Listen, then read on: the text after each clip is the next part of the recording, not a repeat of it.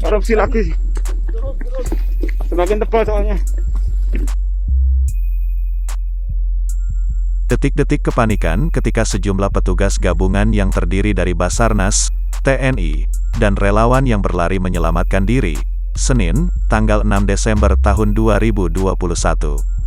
Mereka berlari pasalnya terdapat asap putih tebal yang keluar dari arah Gunung Semeru.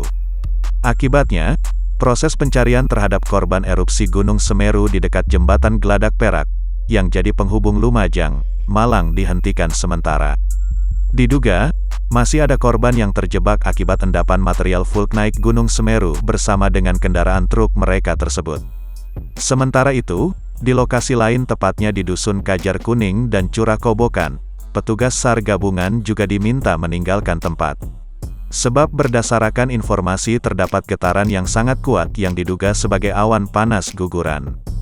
Warga yang masih melakukan evakuasi barang-barang mereka langsung diminta meninggalkan rumah mereka.